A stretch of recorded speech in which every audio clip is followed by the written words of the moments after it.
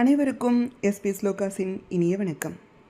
மாகாளயபட்சத்தில் எந்த திதியில் தர்ப்பணம் செய்தால் என்னென்ன பலன்கள் கிடைக்கும் என்பதை இந்த பதிவில் நாம் பார்க்கலாம். பிரதமை அன்று செய்யும் தர்ப்பணத்தால் செல்வம் பெருகும். த்விதியையில் தர்ப்பணம் செய்தால் வாரிசு வளர்ச்சி, அதாவது வம்சம் விருத்தியாகும். திருதியை திதியில் தர்ப்பணம் செய்யும் பொழுது திருப்திகரமான இல்வாழ்க்கை அமையும். சதுர்த்தி திதியில் தர்ப்பணம் செய்யும் பொழுது பகைகள் விலகும், அதாவது எதிரிகள் தொல்லைகள் நீங்கும்.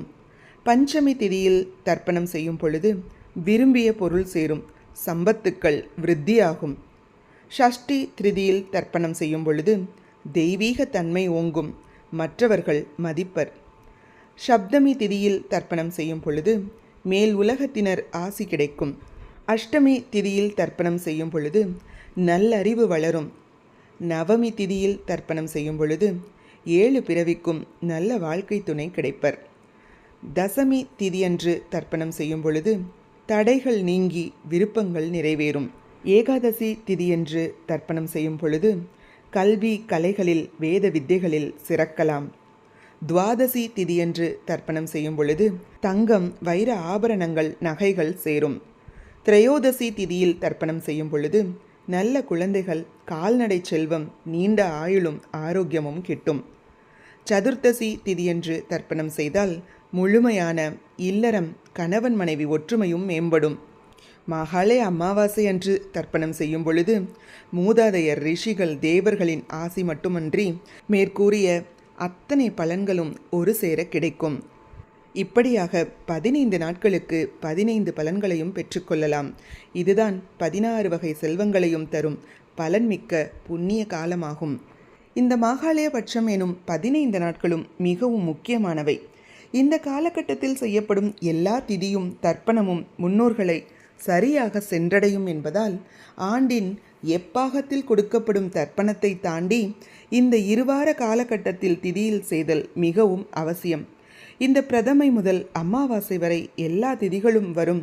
இதனால் அவரவர் முன்னோர் திதி எதுவோ அந்த நாளில் தர்ப்பணத்தை செய்தல் மிக நன்று. பித்ருக்களுடைய ஆசையின்றி எதுவும் சரியாக வாய்க்காது. வாழ்வில் வரும் புரிந்து கொள்ள முடியாத அல்லது தீர்க்க முடியாத சிக்கலுக்கு ஒரே காரணம் பித்ருதோஷமாக இருக்கலாம். பித்ருதோஷங்களை களைய இந்த காலகட்டம் சரியானது. பெற்றவர்களுக்கு அவர்களுடைய மகன்களும் வாரிசுகளும் நன்றி மறக்காமல் செய்யும் கடமையான தர்ப்பணத்தாலும் திதி சிரார்த்தத்தாலும் மட்டுமே பித்ருக்கள் பெரும் திருப்தி அடைவார்கள் என்பதும், பித்ருக்கள் ஆசியாலே ஒருவன் பூமியில் எல்லா ஆசியும் பெற்று வாழ முடியும். பித்ருதோஷங்களை களைய இந்த காலகட்டம் சரியானது. அவர்களின் ஆசையினை பெற்றுத்தரும் காலகட்டமும் இதுதான். யாகங்களாலும் ஆலய வழிபாடுகளினாலும் திருப்தி கொள்ளாத பித்ருக்கள் இந்த காலகட்ட தர்ப்பணத்தாலே பெரிதும் மகிழ்ந்து ஆசீர்வாதம் வழங்குவார்கள். ஆகையால் இந்நாளில் திதி சிரார்த்தம், தில தர்ப்பணம், பிண்ட பிரதானம் செய்து பித்ரு தேவதைகளின் ஆசி வாங்குவது மிகவும் முக்கியம்.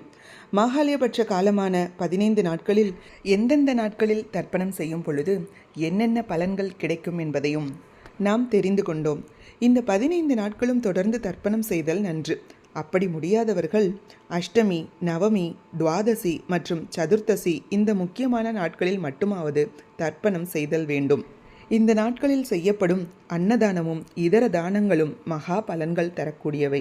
மேலும் பசுவுக்கு செய்யப்படும் ஒவ்வொரு தானமும் கோடி புண்ணியங்கள் தருபவை. எப்போதுமே பசுவுக்கு உணவு கொடுத்தலும் பூஜை செய்தலும் பெரும் பலன்களை கொடுக்கும்.